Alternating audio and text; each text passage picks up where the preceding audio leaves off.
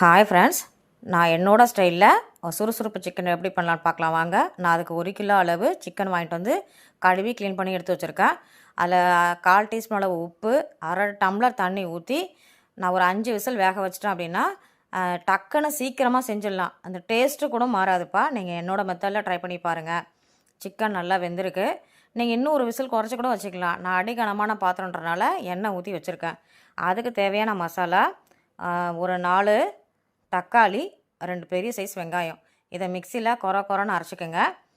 அப்போ டேஸ்ட்டு சூப்பராக இருக்கும். இந்த மாதிரி செஞ்சு பாருங்களேன், அடிக்கடி செய்வீங்க. அதுக்கு இஞ்சி பூண்டு பேஸ்ட்டு இவ்வளோதான்ப்பா இதுக்கு தேவையான மசாலா. எண்ணெய் காஞ்சிடுச்சு. அதில் நம்ம பட்டை, பெருஞ்சீரகம், லவங்கம் எல்லாம் எடுத்து வச்சுருக்கோம். அதை போட்டுட்டு நம்ம அரைச்சி வச்சுருக்க விழுதையும் அது கூட சேர்த்துட்டு கொஞ்சம் தள்ளியே நில்லுங்க. தண்ணியே இருக்கிறனால மேலே தெரிக்கும். இஞ்சி பூண்டு பேஸ்ட்டு எல்லாத்தையும் அதோடு ஒன்றா கலந்து ஒரு 2-3 மினிட்ஸ் வெயிட் பண்ணுங்கப்பா. அப்போ தான் அந்த பச்சை நாத்தம் போகும். அப்போ தான் சூப்பராக இருக்கும். கிரேவியும் நம்ம தொட்டு சாப்பிடும் போது மணமாக சுவையாக டேஸ்ட்டாக இருக்கும். இன்னும் கொஞ்சம் சாப்பிடலாம் போலவே இருக்கும். அப்படியே அவ்வளோ டேஸ்ட்டாக இருக்குது. பார்க்கும்போது சாப்பிடணும் போல இருக்கா? வெயிட் பண்ணுங்கள், சாப்பிட்லாம். எல்லா மசாலாவையும் ஒன்றா கலந்ததுக்கப்புறம் நம்ம வேக வச்சுருக்கோம் இல்லையா சிக்கனு, அதையும் நம்ம அது கூடயே ஒரு தடவை கலந்து நல்லா கலந்துட்டிங்க அப்படின்னா நம்ம தனியாக வேக வச்ச மாதிரியே சிக்கன் தெரியவே தெரியாதுப்பா. ரொம்ப ஈஸி, சீக்கிரமாக செஞ்சிடலாம்ப்பா.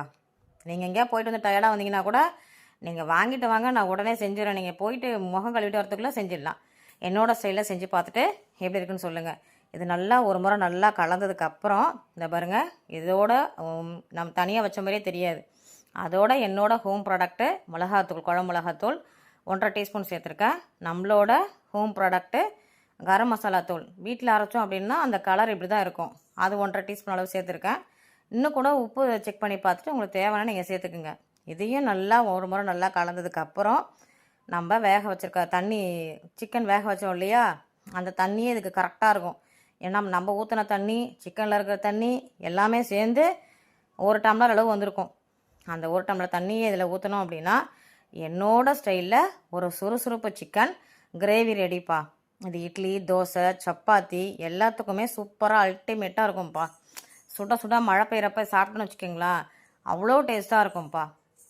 உப்பு பார்த்தோன்னா உப்பு போட்டுக்கலாம்ப்பா. நீங்கள் லாஸ்ட்டாக கடைசியாக என்னோடய ஹோம் ப்ராடக்ட்டு மிளகுத்தூள் தூவி இறக்குனீங்கன்னா என்னோடய ஸ்டைலில் ஒரு சுறுசுறுப்பு சிக்கன் கிரேவி ரெடிப்பா.